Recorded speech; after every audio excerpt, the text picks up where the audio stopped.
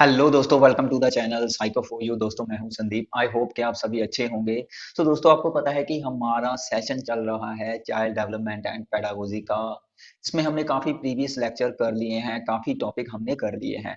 दोस्तों, अगर मैं लास्ट टॉपिक की बात करूं, जस्ट हम अपने टॉपिक की बात करेंगे। लास्ट टॉपिक में आप यहाँ पे देख सकते हो, हम अपने जो कि इंटेलिजेंसी टॉपिक है उसको कर रहे थे, जिसमें हमने ग्रुप फैक्टर थ्योरी कर लिया है। ठीक है। जो हमारा प्रीवियस लेक्चर था उसमें हमने ग्रुप फैक्टर थ्योरी कर लिया है।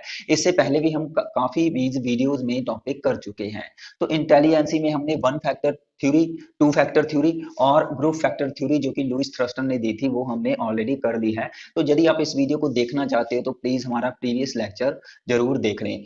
जो फर्स्ट टाइम इस वीडियो को देख रहे हैं उनसे रिक्वेस्ट है कि वो हमारे चैनल को ज्वाइन कर लें। ज्वाइन करने के लिए आप चैनल को सब्सक्राइब भी कर सकते हो। गाइज, हम आज के अगर टॉपिक की बात करें, वह भी काफी इंटरेस्टिंग टॉपिक है, जिसमें हम मीन्स इंटेलिजेंसी से रिलेटेड ही थ्योरी करेंगे। काफी थ्योरीज हैं, हम लगातार इंटेलिजेंसी से, अगर हमने इंटेलिजेंसी टच कर लिया है इसकी जो भी सीरीज बनेगी तो पूरा हम इसको कर लेंगे। ग्रुप फैक्टर थ्योरी हमने जो कि प्रीवियस लेक्चर में कर ली थी, और कि आज जो हमारा लेक्चर होगा उसमें हम करेंगे मल्टीपल, सॉरी इसमें लिखोगे आप मल्टी फैक्टर थ्योरी। ठीक है। तो यह मल्टी फैक्टर थ्योरी है। देखो, मल्टी फैक्टर थ्योरी जो कि थे हमारे पास थॉरनडाइक। तो थॉरनडाइक इन्होंने प्रोवाइड की थी मल्टी फैक्टर थ्योरी। इनका पूरा नाम था एडवर्ड थॉरनडाइक। ठीक है। एडवर्ड थॉरनडाइक, जिन्होंने लर्निंग थ्योरी भी प्रोवाइड की थी, है ना, ट्रायल एंड एरर लर्निंग, वो भी आपको पता होगा। और इन्होंने आइडेंटिकल एलिमेंट थ्योरी भी दी थी। ठीक है। और इन्हें फादर ऑफ एजुकेशन साइकोलॉजी भी कहा जाता है। Father of education psychology. तो ये दो तीन बातें हैं जो कि आप याद रखोगे एडवर्ड थॉरनडाइक से। फादर ऑफ एजुकेशन साइकोलॉजी, इन्होंने आइडेंटिकल एलिमेंट थ्योरी दी थी जो कि लर्निंग ट्रांसफर में आती है, जो कि लर्निंग ट्रांसफर में आती हैं। ट्रायल और एरर लर्निंग का सिद्धांत दिया था, ठीक है, एडवर्ड थॉरनडाइक ने। मल्टी फैक्टर थ्योरी जो कि इंटेलिजेंसी में आती है, तो ये आप याद रखोगे, ये थॉरनडाइक की थ्योरी। ठीक है। और इसमें ना एक वर्ड आपको ये भी देखने को मिलेगा इंटेलिजेंसी में, मल्टीपल इंटेलिजेंसी। ठीक है। एक आपको मल्टीपल इंटेलिजेंसी, देखो ये तो है बहुकारकीय सिद्धांत, इसको तो बोलते हैं हम बहुकारकीय सिद्धांत। ठीक है, हिंदी में, जो कि आज हम डिस्कस करने वाले हैं। और मल्टीपल इंटेलिजेंसी जिसको बोलते हैं हम बहुबुद्धि सिद्धांत। ठीक है। तो ये अलग है इस थ्योरी से, मल्टी फैक्टर थ्योरी से यह मल्टीपल इंटेलिजेंसी अलग है। यह मोस्ट इंपोर्टेंट टॉपिक है जो कि किसने दिया था, होवार्ड गार्डनर ने।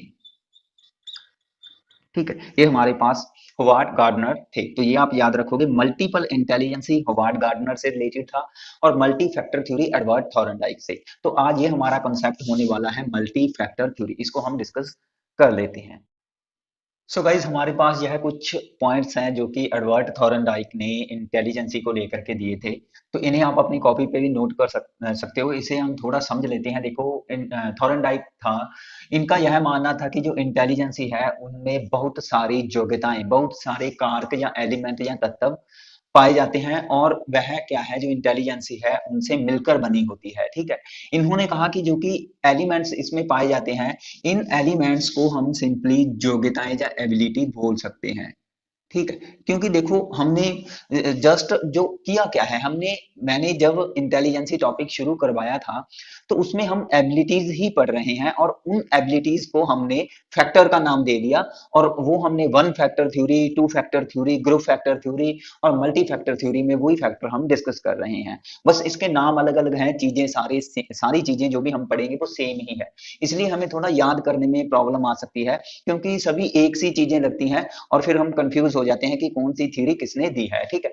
सो इसमें हम देख लेते हैं कि जो कह रहे हैं प्रत्येक तत्वों की विशेषता एक दूसरे से अलग होती है। हाँ, तो जैसे कि हमने, अगर मैं लास्ट थ्योरी में बात करूं, तो हमने ग्रुप फैक्टर थ्योरी में किया है ना, हमने भाषा से रिलेटेड दो अलग अलग फैक्टर किए, जो कि एक भाषा को तेजी से बोलने से रिलेटेड था, जिसको हमने कहा वर्ड फ्लुएंसी, है ना, और दूसरा हमने कहा कि भाषा को तेजी से उसमें जो भी विचार होते हैं, है ना, कॉन्सेप्ट होते हैं, उसको समझने से, है ना, जिसको हमने कहा वर्बल मीनिंग। तो वो दोनों क्या थे, वो दोनों अलग अलग थे, उनकी विशेषता अलग अलग थी। तो इसी तरीके से इन्होंने कहा कि जो भी हमारे पास एबिलिटीज पाई जाती हैं, तो उनकी योग्यताएं या सॉरी उनकी विशेषताएं वो क्या होती हैं, अलग अलग होती हैं, परंतु ये आपस में मिलकर के, ये यहाँ पे नोट करने वाली बात है कि यह आपस में मिलकर के किसका, इंटेलिजेंसी का निर्माण करते हैं।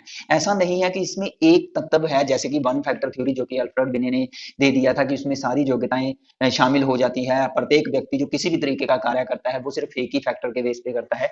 तो इन्होंने कहा ऐसा नहीं है, वो सारे आपस में जितनी भी योग्यताएं हैं वो आपस में मिल करके क्या कर जाती हैं, एक इंटेलिजेंसी का निर्माण कर देती है, ठीक है। तो कह रहे हैं ये सभी तत्व आपस में एक दूसरे के साथ हम कह सकते हैं इंटर रिलेट करते हैं, इनका आपस में मीन्स जो भी संबंध है वो होता है, रिलेशन होता है इनका आपस में, और यह एक दूसरे पर डिपेंड करते हैं।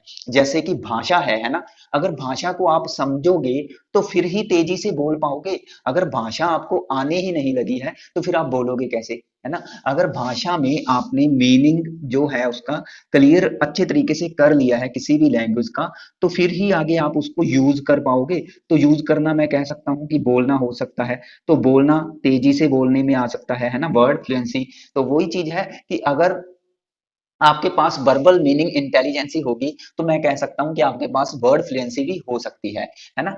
तो ये सारी चीजें एक दूसरे पर डिपेंडेंट करती है। जैसे कि एक सिंपली अगर बात करें इन्वायरमेंट में, एक इकोलॉजी सिस्टम आपने पढ़ा होगा, है ना, इकोलॉजी सिस्टम होता है ना। तो इकोलॉजी सिस्टम में हमने क्या पढ़ा है कि भाई यह पूरी ह्यूमन बीइंग होती है, एनिमल होते हैं, पेड़ पौधे होते हैं, वो आपस में मिलकर के एक पूरे इकोलॉजी सिस्टम को बनाते हैं। इसमें नदियां, झीलें, पहाड़, पर्वत, जो भी क्लाइमेट्स हैं, जलवायु है, ऐसा नहीं है कि सिर्फ एक ही चीज क्लाइमेट को या इकोलॉजी को बना रही है, इसमें सारी चीजें आपस में एक दूसरे पर जुड़ी होती हैं। तो वही तो चीज है यहाँ पे कि एक दूसरे पर निर्भर करती है। तो इसमें आगे देखो, इनके अनुसार कह रहे हैं ये तत्व बहुत सी मानसिक, तो मैंने स्टार्टिंग में ही ये चीज आपको बता दी थी कि इसमें इनको हम एबिलिटीज बोल सकते हैं, कि जो भी इसमें तत्व पाए जाते हैं इनको हम एबिलिटीज बोल सकते हैं। इसमें आप एक चीज और याद रखोगे, देखो मल्टी फैक्टर थ्योरी, जैसे कि हमने वन फैक्टर थ्योरी की थी, और वन फैक्टर थ्योरी को मैंने कहा था कि इसको आप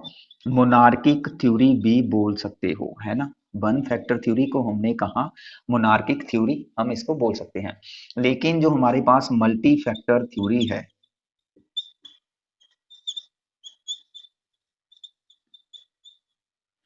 जो हमारे पास मल्टी फैक्टर थ्योरी है, इसको हम अनार्किक थ्योरी बोलेंगे। तो ये आप याद रखोगे, अनार्किक थ्योरी। कई बार सिंपली क्वेश्चन वो डायरेक्टली ये पूछ सकते हैं कि अनार्किक थ्योरी किसने दी, ठीक है। इसको हिंदी में बोलते हैं अराजकता,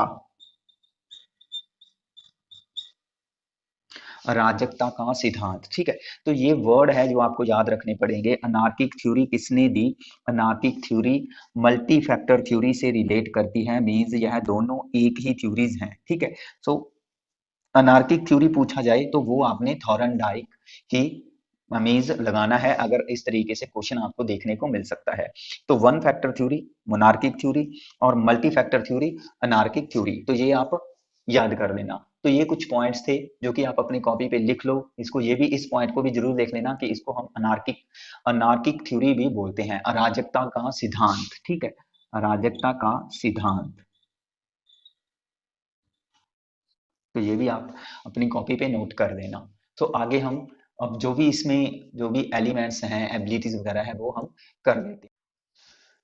so guys, multi factor theory में जो कि एडवर्ड थॉरनडाइक थे, इन्होंने इंटेलिजेंसी में जो एबिलिटीज रखी, तो उनमें उन्होंने बेसिकली चार एस्पेक्ट्स दिए, ठीक है। सो ये आप चार एस्पेक्ट्स या पहलू याद रखोगे। तो उन एबिलिटीज को उन्होंने चार तरीकों में क्लासिफाई किया, ठीक है। सो इसमें एक छोटा सा फार्मूला है, वो आप याद रखोगे, ठीक है। इसमें आपने याद रखना है एस ए RL, ये छोटा सा फॉर्म ताकि आपको याद रह जाए, इसलिए तो जस्ट यह एक ट्रिक है सरल, आपने ये ट्रिक याद रखनी है सरल, जहां से 100 से हमने आप याद रखना है स्पीड, ठीक है। और ऐसे ही अगर मैं ए से बात करूं, ए से आपने याद रखना है एरिया, और आर से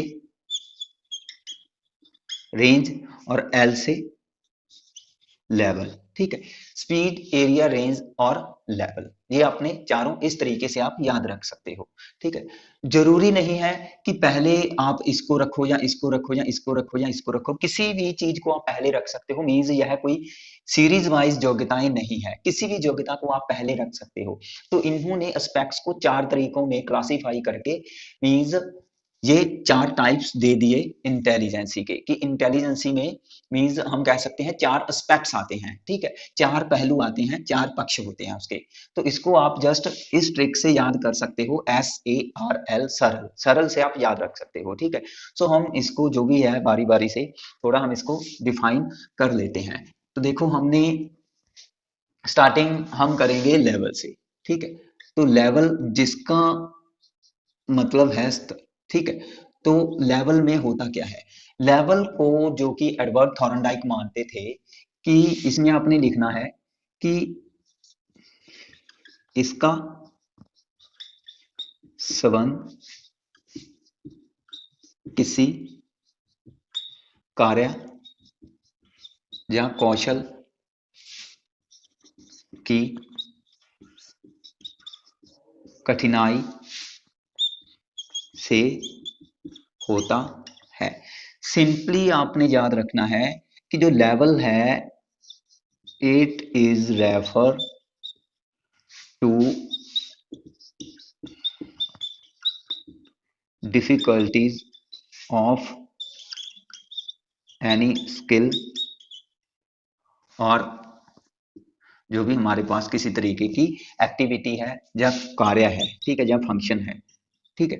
तो किसी भी तरीके की जो एक्टिविटी या स्किल आप कर रहे हो, किसी भी तरीके की, उसकी डिफिकल्टी को रेफर करता है लेवल, कि किसी कार्य को करने का लेवल कितना है वह, जैसे कि हम इसको किसी भी तरीके से माप सकते हैं कि भाई कोई व्यक्ति 10% है ना, कि 100 में से 10% किसी काम को कर सकता है, कोई पर्सन 20% कर सकता है, कोई पर्सन 30। तो कहने का मतलब हम यह है, जो भी उसका लेवल है वो डिसाइड कर रहे हैं, ठीक है।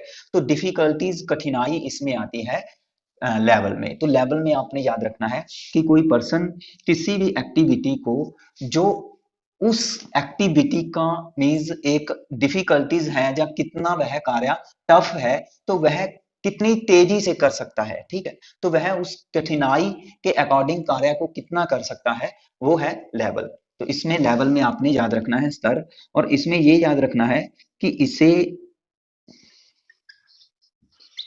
लेंथ ऑफ इंटेलिजेंसी कहते हैं, ठीक है।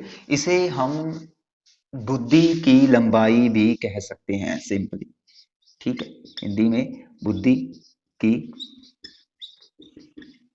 लंबाई, ठीक है। सो लेवल को लेंथ याद रख सकते हो आप, और ल से लेवल, ल से लेंथ और ल से लंबाई, ठीक है। तो इसमें आपने जस्ट इस कीवर्ड को याद रखना है, डिफिकल्टीज, ठीक है। आगे जो हमारे पास सेकंड आता है लेवल के बाद, वो है रेंज, ठीक है, वो है हमारे पास रेंज। तो इसमें आपने याद रखना है कि किसी कार्य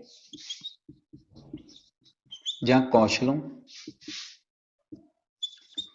की संख्या को निर्धारित करता है। तो जो रेंज एस्पेक्ट है वह किसी भी कार्य या कौशलों की संख्या को, मतलब कि हम इसमें कह सकते हैं कि नंबर्स ऑफ स्किल या किसी भी तरीके का कार्य या एक्टिविटी। ठीक है, तो इसमें हम नंबर्स या डिग्री भी हम रख सकते हैं, कितनी मात्रा, कि किसी भी कार्य या कौशलों को करने की संख्या क्या है या उसकी मात्रा क्या है। क्वांटिटी भी हम इसमें रख सकते हैं। ठीक है, तो ये इसके कीवर्ड हैं, आप ये इसी तरीके से आप इसको याद रखोगे। रेंज में हमने याद रखना है, रेंज में कि भाई उसकी रेंज क्या है, तो रेंज उसकी मात्रा को डिनोट करता है। ठीक है,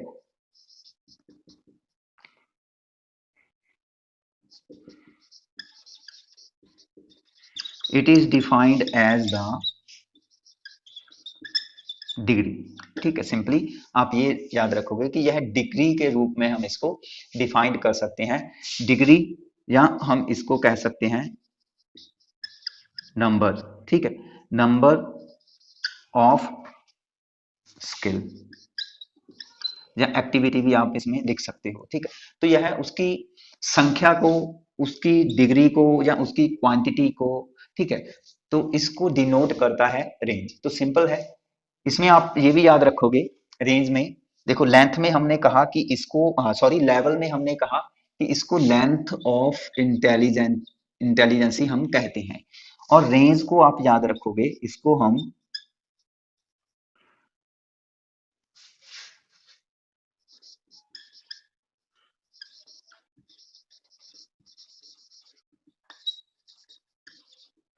ब्रेथ ऑफ इंटेलिजेंसी भी हम इसको बोलते हैं। ठीक है, इसको सिंपली बुद्धि की चौड़ाई। ठीक है, हम इसको बुद्धि की चौड़ाई भी बोलते हैं, तो इससे आपने याद रखना है ब्रेथ। ठीक है, आगे हमारे पास हमने लेवल कर लिया है, रेंज कर लिया है, इसके बाद हमारे पास नेक्स्ट है एरिया। हम एरिया करेंगे। ठीक है, आई होप कि आपको दोनों समझ आ गए होंगे, रेंज भी और लेवल भी। इसमें हम एरिया कर लेते हैं। ठीक है, देखो एरिया पता क्या है, जो भी थॉर्नडाइक थे, मीन्स यह कहा जाता है कि इन्होंने इंटेलिजेंसी का एक एरिया प्रोवाइड किया था। ठीक है, तो हमें पता है कि जब भी हम किसी चीज का एरिया निकालते हैं, है ना, तो हम करते हैं ना, है ना, मल्टीपल करते हैं हम लेंथ और ब्रेड्थ को, है ना, तो अब हमें एरिया मिलता है। तो इसलिए यह कहा जाता है कि जो कि इन्होंने बुद्धि का एक क्षेत्र प्रोवाइड किया था। ठीक है, तो उस क्षेत्र को हम एस्पेक्ट्स के नाम से जानते हैं। तो एरिया में आपने यह याद रखना है अब इसमें कि इसका संबंध किसी कार्य या कौशलों को कितने तरीकों से कर सकते हैं। सिंपल है, इसमें क्या चीज आती है, इसमें आता है कि भाई जो भी आप किसी एक्टिविटी को या फंक्शन को करने की योग्यता रखते हो, तो उस एक्टिविटी या फंक्शन को कितने तरीकों से कर रहे हैं। देखो लेवल में हमने किया कि यह डिफिकल्टीज को डिनोट करता है किसी भी स्किल या फंक्शन की। रेंज में हमने किया कि यह संख्या को डिनोट करता है, जिसको हम डिग्री बोल सकते हैं, यह डिग्री को डिनोट करता है किसी भी स्किल या कौशल की। इसमें आता है हाउ मैनी। ठीक है, जहां आप ये भी कह सकते हो हाउ मच। इसमें यह हाउ मैनी और हाउ मच संख्या को डिनोट करता है। ठीक है, कि कितना कार्य आप कर सकते हो या कितने प्रकार का या कितनी संख्या में आप किसी कार्य को कर सकते हो। और इसमें आता है कि किसी, इसका संबंध किसी कार्य या कौशल को कितने तरीकों से कर सकते हो। डिग्री और तरीके ये दोनों अलग अलग हैं। ठीक है, तरीके होते हैं कि इसमें आता है, हम इसको रखेंगे कि नंबर ऑफ वे, कि जो भी तरीके हैं वे हैं, या आप इसको मेथड से डिनोट भी कर सकते हो, मेथड्स, कि भाई किसी, देखो किसी कार्य को करने के तरीके, मेथड्स, वे क्या है आपके पास, है ना। सो जो कहीं ना कहीं क्रिएटिविटी को डिनोट करता है, यह क्रिएटिविटी को डिनोट करता है। देखो क्रिएटिविटी क्या होती है, जब किसी एक स्किल को या एक कार्य को, ठीक है, हम कई तरीकों से करते हैं, जैसे कि यहाँ पे वे वन है और ये हमारे पास वही सेम स्किल दूसरे तरीके से कर रहे हैं, वही सेम स्किल हम तीसरे तरीके से कर रहे हैं और वही सेम स्किल हम चौथे तरीके से कर रहे हैं। तो यह नंबर ऑफ वे किसको डिनोट कर रहा है, एरिया को। और एरिया ही कहीं ना कहीं, इसलिए एरिया में क्रिएटिविटी झलकती है। अब यहाँ पे मैं तीनों से रिलेटेड एग्जाम्पल ले लेता हूं ताकि आप इजीली समझ आए। ठीक है, हमने तीन किए हैं, देखो एरिया किया, रेंज किया और लेवल की। एग्जाम्पल से समझ लो। ए लेवल में किया हम डिफिकल्टी, लेवल में हमने किया कि यह डिनोट कर रहा है डिफिकल्टीज को। रेंज में हमने किया कि यह डिग्री को या नंबर्स को या संख्या को डिनोट करता है। और एरिया में हमने किया कि यह किसी मेथड्स या हम इसमें अप्रोचेस भी लिख सकते हैं, या हम इसमें बेस भी लिख सकते हैं। ठीक है, देखो मान लो कि यहाँ पे हमने किया, एक लड़का है जिसका नाम ए है और एक लड़का ये है जिसका नाम बी है। अब यहाँ पे तीनों चीजों को हम एग्जाम्पल के बेस पे समझ लेंगे, ए और बी। मान लो कि एक ए लड़का है और एक बी लड़का है, ठीक है। यह जो कि हम यहाँ पे रख लेते हैं कि सिंपली जोड़ करने के सवाल, है ना, सम है जो कि एडिंग से रिलेटेड है, ठीक है, जिसमें ऐड करना होता है। तो हम यहाँ पे ये मान लेते हैं कि एडिंग में जो ए लड़का है, ठीक है, वह किसी भी सम को, जैसे कि हमारे पास जो सिंपली सम है, ठीक है, इसको इस तरीके से करता है, जैसे कि ए लड़का है, इसको वह किसी सम को इस तरीके से करता है, जैसे कि लाइन लगा करके, है ना। और यहाँ पे उसने लाइन को क्या किया, जोड़ दिया और यहाँ पे लिख दिया 5। इधर इसने इधर लाइंस रखी और इधर लाइंस रखी और यहाँ पे रख दिया 7। इस तरीके से ए बच्चा कर रहा है, ठीक है। और यहाँ पे उसी तरीके का सम जो बी बच्चा है, ये सेम सम, ठीक है, वह कर रहा है इसको सीधा इस तरीके से कि भाई उसने किया कि 3 और 2 हमारे पास 5 हो गए और 4 और 3 हमारे पास 7 हो गए। तो यहाँ पे कहने का मतलब, दोनों जो सम थे, ए को थोड़ा यह ज्यादा डिफिकल्ट लगा और उसने अपने तरीके से इस सम को कर दिया, ठीक है। और बी को थोड़ा अपने हिसाब से जितना डिफिकल्ट लगा या इजी लगा उसने अपने हिसाब से कर दिया, ठीक है। तो ए की, अगर मैं डिफिकल्टी के अकॉर्डिंग ए की बात करूं, तो इसे जोड़ के सवाल थोड़ा ज्यादा डिफिकल्ट लग रहे हैं, लेकिन फिर भी वह कर रहा है ना। तो ये दोनों की डिफिकल्टी को सॉरी डिफिकल्टी को दर्शाता है, लेवल को दर्शा रहा है। या हम ऐसा भी कर सकते हैं कि अब बी यहाँ पे देखो, अब जो ये है ये कैरी वाले सम नहीं कर सकता, लेकिन जो वी है वो कैरी वाले सम कर सकता है। और यहाँ पे अब हम इस चीज को रेफर कर सकते हैं कि जो कैरी वाले सम है, ठीक है, ए को ज्यादा डिफिकल्ट लगते हैं और वो नहीं कर सकता, तो कहने का मतलब कैरी वाले सम के लिए जो लेवल है ए का, वो क्या है, कम है, बी का ज्यादा है ना। तो अब यहाँ पे होप के इस एग्जाम्पल से आप समझ गए होंगे कि जो लेवल है वो किसी न किसी डिफिकल्टी या जो लेंथ है उसको दर्शाता है, ठीक है। सो वी, हम यहाँ पे अब यह कह सकते हैं कि ए का लेवल है जो इंटेलिजेंसी लेवल, वो बी से कम है, हम ये कह सकते हैं, ठीक है। अब यही एग्जाम्पल रेंज में सेट हो जाएगा कि भाई इसमें यह सिर्फ जो विदाउट कैरी वाले सम है वो कर सकता है, यानी कि विदाउट कैरी वाले सम ये कर सकता है। और यह विदाउट कैरी वाले भी कर सकता है और कैरी वाले भी कर सकता है। और इसी तरीके से थोड़ा और, जैसे कि हम थोड़ा और बड़ा कर दें सम को, ठीक है, इस तरीके के सम भी यह कर सकता है, ठीक है। तो यहाँ पे जो हमारे पास ये सम की संख्या हो गई कि जो कि एडिंग के सम होते हैं, उसमें कितने सम वह कर सकता है, ठीक है। वह कैरी वाले सिर्फ 10 सम कर सकता है, ठीक है। और ये कह सकते हैं 15 भी कर सकता है भाई, 20 भी कर सकता है। तो इसमें ये 10 और 15 यह संख्या को डिनोट करता है। तो इसमें हम ये कहेंगे कि वी कि रेंज है जो वो ज्यादा है ए से। क्लियर है? आई होप कि ये आप समझ रहे होंगे लेवल और रेंज को। ठीक है, तो दोनों में सिंपल सी चीजें याद रखोगे, एक में डिफिकल्टी और दूसरे में रेंज। अब हम बात करते हैं यहाँ पे सिंपल एरिया की। सो एरिया किसको डिनोट करता है? एरिया डिनोट करता है कि भाई आपके पास किसी एक सम को या प्रॉब्लम को हल करने के तरीके कितने हैं। ठीक है, हल करने के कितने तरीके हैं। जैसे कि सिंपल जो कि हमने अभी किया कि ए ने जोड़ का जो सवाल है, ठीक है, वो इस तरीके से लाइंस लगा करके किया, इसका यह अलग तरीका था। ठीक है, और वी ने जो कि इसी सम को अपने हिसाब से कर लिया, इसी सम को अपने हिसाब से कर लिया उसने। ठीक है, इस तरीके से अपने हिसाब से कर लिया। यह ए के पास सिर्फ इस सम को करने का एक ही तरीका था, लेकिन वी के पास ये भी तरीका था। ठीक है, और वह अपनी मीन्स फिंगर से मीन्स काउंट करके भी वह करने लग गया, और उसके पास मीन्स सिंपली उसके माइंड में भी ये चीज बैठी हुई थी कि भाई 3 और 2 5 होता है या 4 और 3 7 होता है। तो बी के पास 3 तरीके थे, तरीका 1 2 और 3।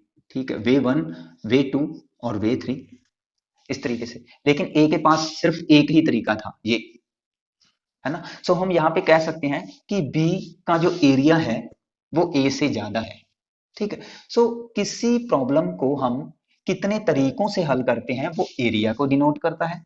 किसी भी प्रॉब्लम को हम कितनी संख्या में हल करते हैं वो रेंज को डिनोट करता है। और किसी प्रॉब्लम की डिफिकल्टी को जो डिनोट करता है वो लेवल है। होप के ये तीनों आप समझ गए होंगे। थॉरनडाइक ने इस तरीके का कॉन्सेप्ट दिया, थोड़ा आप इसको अपनी कॉपी पे अपने हिसाब से जब लिख लोगे तो चीजें आपको और क्लियर हो जाएगी। एक दो बार और अगर आप वीडियो देख लोगे तो चीजें क्लियर हो जाएगी। वैसे तो मैंने बहुत कोशिश की है इसको समझाने की।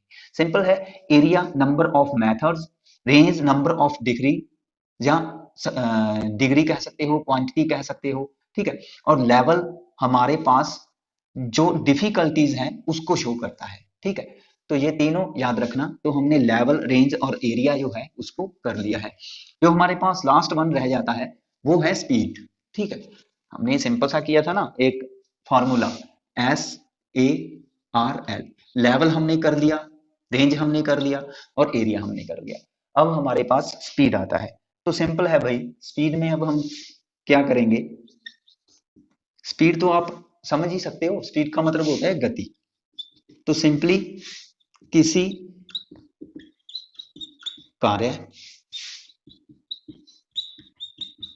या कौशलों को कितनी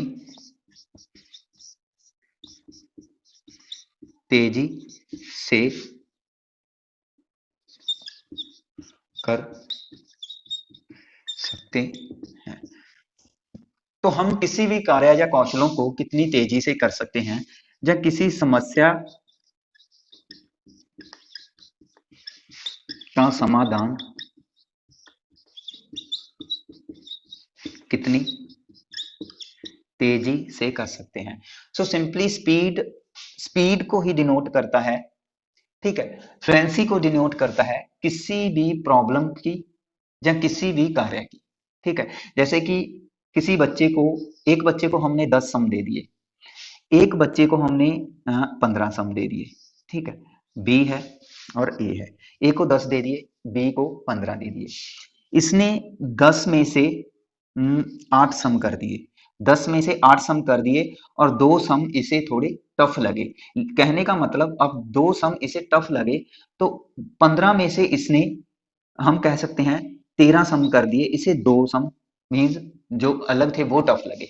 लेकिन यहाँ पे हम कह सकते हैं, अब जो जो यह संख्या है, संख्या किसको डिनोट करती है? रेंज को, है ना। संख्या किसको डिनोट करती है? रेंज को। तो रेंज बी की ज्यादा है और ए की कम है।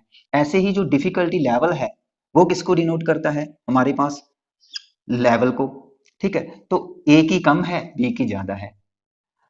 इसने 10 सम किए सिर्फ एक ही तरीके से, लेकिन इसने जो 13 सम किए उसमें किसी में से उसने एक तरीका लगाया, किसी सम को उसने 2 तरीकों से कर दिया, और किसी सम को उसने 3 तरीकों से कर दिया। ठीक है, जो भी हमारे पास, इसके पास जितने भी सम थे उन्होंने अलग अलग तरीकों से कर दिया। तो कहने का मतलब इसका जो एरिया था वो बी का ज्यादा है ए से। अब हम बात कर लेते हैं कि इसने जो 8 सम किए उसमें इसने हम कहें कि 15 मिनट लगा दिए, ठीक है, लेकिन इसने 15 मिनट में 13 सम कर दिए, है ना। समय हम कह सकते हैं सेम था लेकिन संख्या तो ज्यादा हो गई ना, तो इसने 15 मिनट में ही 13 सम कर दिए। तो कहने का मतलब जो स्पीड है वो बी की अब यहाँ पे ज्यादा हो गई और ए की स्पीड कम हो गई। क्लियर है? तो आई होप कि ये चीज आप समझ गए होंगे कि लेवल लेंथ को, रेंज ब्रेड्थ को, एरिया क्षेत्रफल को ही डिनोट करता है यह तो, ठीक है, और स्पीड गति को, ठीक है।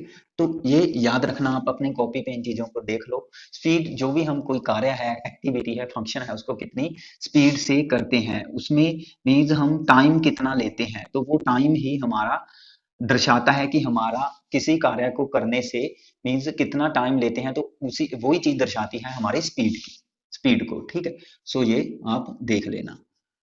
तो वही ये था कॉन्सेप्ट मल्टी फैक्टर थ्योरी में एडवर्ड थॉरनडाइक का।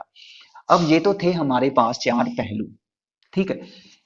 इसी के साथ साथ इन्होंने, जो कि एडवर्ड थॉरनडाइक थे, इन्होंने तीन टाइप्स भी दे दिए, ठीक है। इंटेलिजेंसी के तीन टाइप्स, तो उसको बोलते हैं हम टाइप्स ऑफ इंटेलिजेंसी, ठीक है। ये आप याद रखना कि भाई एडवर्ड थॉरनडाइक ने सिर्फ मल्टी फैक्टर थ्योरी ही नहीं दी, इन्होंने बुद्धि के प्रकार भी दिए, ठीक है, बुद्धि के प्रकार, जो कि एडवर्ड थॉरनडाइक ही थे। तो इन्होंने तीन टाइप दिए थे। फर्स्ट हमारे पास आता है सोशल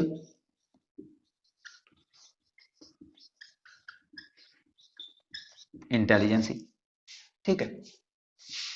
सेकंड कॉन्क्रीट इंटेलिजेंसी, ठीक है। और थर्ड कॉन्क्रीट के बाद हमारे पास आता है एब्स्ट्रैक्ट इंटेलिजेंसी।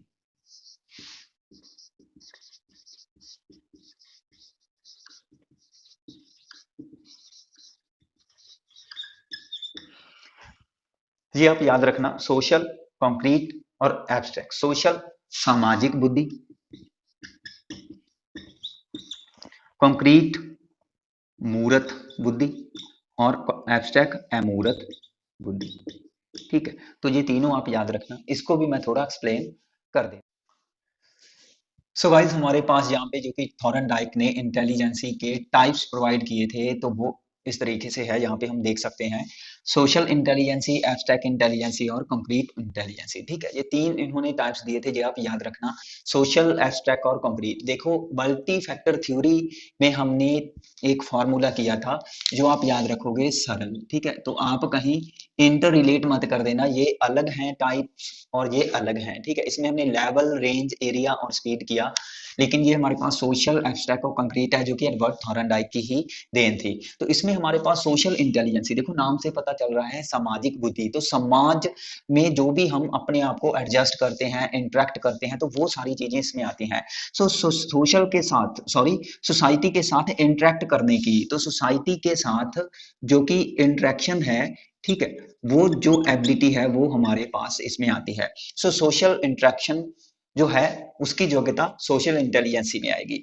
समाज में दूसरों के विचारों को, अदर पीपल होते हैं, हमारे फैमिली मेंबर्स होते हैं, समाज के अन्य लोग होते हैं, दोस्त मित्र होते हैं, तो उनकी जब हम फीलिंग्स को, थिंकिंग को, विचारों को जो भी समझते हैं, फील करते हैं खुद, तो वह योग्यता भी इसमें आती है। ताकि हम देखो, हम फ्रेंडली कैसे होते हैं, हम फ्रेंडली तब होते हैं जब हम दूसरों के विचारों को समझने लग जाते हैं, तो हम उसको अपने फ्रेंड सर्कल के दायरे में ले लेते हैं, है ना। तो दूसरों के विचारों को समझना, फीलिंग्स को समझना, ये सारी चीजें सोशल इंटेलिजेंसी में आती है।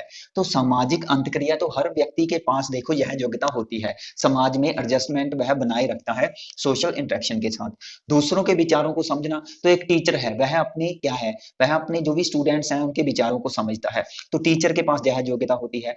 एक पेरेंट्स की अगर बात करें तो वह अपने बच्चों की फीलिंग्स को समझते हैं, है ना। फ्रेंड सर्कल में हम एक दूसरे के जो हमारे दोस्त मित्र होते हैं उनकी फीलिंग्स को समझते हैं, तो हर एक पर्सन के पास यह योग्यता होती है। ऐसे ही अगर मैं बात करूं स्वयं के व्यवहारों को समझना, है ना, तो इसमें हम जो कि दूसरों के साथ साथ अपनी भी जो फीलिंग्स होती हैं, व्यवहार होते हैं, ठीक है, हमने क्या करना है अपनी लाइफ में, ठीक है, वो सारी चीजों को हम समझते हैं। हमारे जो भी सोशल रिलेशन है उसको हम मजबूत बनाते हैं। सो हम सोशल रिलेशंस को स्ट्रांग बनाते हैं इस बेस पे। जो भी सामाजिक प्रतिष्ठा, सोशल स्टीम है, मीन्स दूसरों से रिस्पेक्ट प्राप्त करना। सोशल स्टीम का मतलब होता है एक तरीके से समाज में अपनी रिस्पेक्ट बनाए रखना, तो वो योग्यता भी इसमें आती है। और इजिली तरीके से जो समायोजन करना है ना, एडजस्टमेंट करना है अपने इन्वायरमेंट में, समाज में, इसमें हम सोसाइटी के रूल्स रेगुलेशन, कल्चर, रहन सहन, उन सारी चीजों को भाई समझते हैं, उन सारी चीजों को फॉलो करते हैं, है ना, समाज के साथ अपना नाता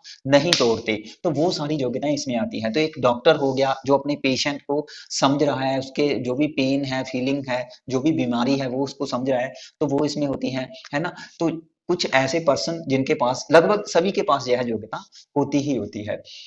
एब्स्ट्रैक्ट इंटेलिजेंसी की अगर हम बात करें तो एब्स्ट्रैक्ट थिंकिंग होती है। देखो एब्स्ट्रैक्ट थिंकिंग हमने प्याजे की थ्योरी में अच्छे तरीके से पढ़ी थी, जिसमें हमने किसी समस्याओं को हल करने के लिए हमारे सामने उसका कोई एक ढांचा या शेप नहीं होती, ठीक है, उसका कोई मीन्स हम कह सकते हैं मॉडल, प्रतिरूप, स्ट्रक्चर वगैरह कुछ भी नहीं होता।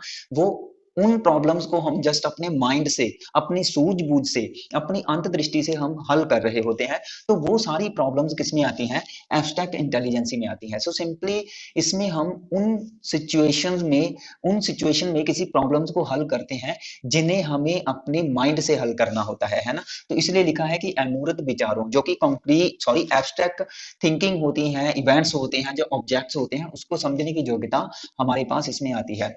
मैथमेटिकल कॉन्सेप्ट होते हैं जो, या रीजनिंग कॉन्सेप्ट होते हैं, उसको समझने की योग्यता इसमें आती है। जो भी शाब्दिक अवधारणाएं होती हैं, कहने का मतलब लैंग्वेज में हम लैंग्वेज के, देखो लैंग्वेज की स्ट्रक्चर भी समझते हैं, उसके मीनिंग को भी समझते हैं, है ना। सो अगर लैंग्वेज में आपने पढ़ा होगा, लैंग्वेज की में स्टडी किया होगा उसके साइंस को, जिसको हमने फोनोलॉजी कहा, है ना, फोनोलॉजी, मोर्फोलॉजी, है ना, सिंटैक्स, ठीक है, सिमेंटिक। अगर आपने ऐसी स्टडी की होगी तो इसमें आपको पता होगा कि एक जो लैंग्वेज होता है उसके साउंड होते हैं, उसके वर्ड्स होते हैं, वर्ड्स से हमारे पास सेंटेंस बनते हैं, सेंटेंस का कोई ना कोई मीनिंग निकलना चाहिए, है ना। तो वो सारी चीजें क्या है, शाब्दिक अवधारणाएं ही तो होती हैं, तो उसको समझने की योग्यता। अमूर्त समस्याएं जो होती हैं, एब्स्ट्रैक्ट प्रॉब्लम्स होती हैं, उसको हम इजिली तरीके से समझ पाते हैं, ठीक है। तो ये भी लगभग एक जो कि मैच्योर व्यक्ति होता है उनके पास यह होती है। जैसे कि मैथमेटिकल्स की बात करें तो मैथ का टीचर हो गया, इंजीनियर लोग हो गए, तो उनके पास यह इंटेलिजेंसी होती है। कंक्रीट इंटेलिजेंसी की बात करें तो ये सिंपल है कि इसमें हम कुछ ऐसी चीजें जिनकी मौजूदगी, जिनको हम देख सकते हैं, टच कर सकते हैं, छू सकते हैं, कहने का मतलब उनका एक ढांचा, शेप हमारे सामने होती है, तो उन चीजों को जब हम समझते हैं तो वह योग्यता। इसमें पर्सन अपनी जो भी फिजिकलिटी है, फिजिकल एक्टिविटीज हैं, उन पर इजिली तरीके से कंट्रोल कर सकता है। जैसे कि डांसर होते हैं, एथलेटिक्स होते हैं, कुछ योगा करने वाले लोग होते हैं, है ना, वो अपनी फिजिकलिटी को कंट्रोल कर सकते हैं, ठीक है, अपनी जो भी फिजिकल तरीके से मूवमेंट है उस पर कंट्रोल कर सकते हैं, ठीक है। मूर्त समस्याओं को हल करना, तो सिंपली जो भी मूर्त समस्याएं होती हैं, कहने का मतलब जिन समस्याओं के लिए हमें किसी ना किसी ऑब्जेक्ट्स की जरूरत होती है ना, उनके बेस पे हम समस्याओं को जब हल करते हैं, वो मूर्त समस्याएं होती हैं। तो बहुत सारे बिजनेसमैन होते हैं जो, ठीक है, कैसे बिजनेस करना है उनके पास यह बुद्धि होती है। शॉपकीपर, एक सिंपली कहने का मतलब कि जो शॉपकीपर है, जैसे कि उसने किसी वस्तु को सेल करना है ना, किसी भी तरीके का शॉपकीपर हो सकता है, चाहे वह कोई प्लास्टिक का सामान बेच रहा है, चाहे वह कोई कपड़ा बेच रहा है ना, तो किसी भी तरीके का एक शॉपकीपर, उसके पास यह कॉन्क्रीट थिंकिंग होती है। जैसा कि हम किसी वस्तु को लेने जाते हैं तो वह हमें अलग अलग तरीके की वस्तुएं दिखाता है। जैसे कि हम सिंपली एक चेयर खरीदने जा रहे हैं, तो वह जो शॉपकीपर होगा वह चेयर की अलग अलग क्वालिटीज को हमारे सामने रखेगा, उसकी हर क्वालिटी को एक्सप्लेन करेगा। तो कहने का मतलब उसके पास कंक्रीट इंटेलिजेंसी है। और वह हर चेयर की क्वालिटीज, उसके कलर, उसका मीन्स जो भी उसकी वारंटी है उसको हमें बताएगा कि भाई ये इतनी मजबूत है, यह मजबूत नहीं है ना। हर तरीके की जो उसकी क्वालिटीज को हमें एक्सप्लेन करके बता रहा है और हमें मोटिवेट कर रहा है उस चीज को लेने के लिए। तो कहने का मतलब उसके पास कंक्रीट इंटेलिजेंसी है। डांसर हो गए, एथलेटिक्स हो गए, योगा करने वाले लोग हो गए, उनके पास यह इंटेलिजेंसी होती है। तो वही ये थे हमारे पास टाइप्स ऑफ इंटेलिजेंसी, याद रखना, सोशल, एब्स्ट्रैक्ट और कंक्रीट। ठीक है, यह मैंने लिख करके आपको समझा दिया है, ये चीजें आप अपनी कॉपी पे नोट कर लेना। सो गाइस, ये था हमारा एडवर्ड थॉरनडाइक का इंटेलिजेंसी से लेकर के जो उन्होंने सिद्धांत दिया था। सो आगे हम और इंटेलिजेंसी के सिद्धांत करने वाले हैं, हमारे चैनल के साथ बने रहें। ठीक है, अगर यह वीडियो आपको अच्छी लगी तो प्लीज हमारी वीडियो को लाइक कर दिया करें, शेयर कर दिया करें अपने फ्रेंड सर्कल में, अपने व्हाट्सएप ग्रुप में, ताकि हमें ज्यादा से ज्यादा मोटिवेशन मिले। आप अच्छे अच्छे कमेंट किया करें अगर चीजें आपको समझ आती है तो। ठीक है, सो मिलेंगे कल एक नए लेक्चर के साथ। Thanks for watching.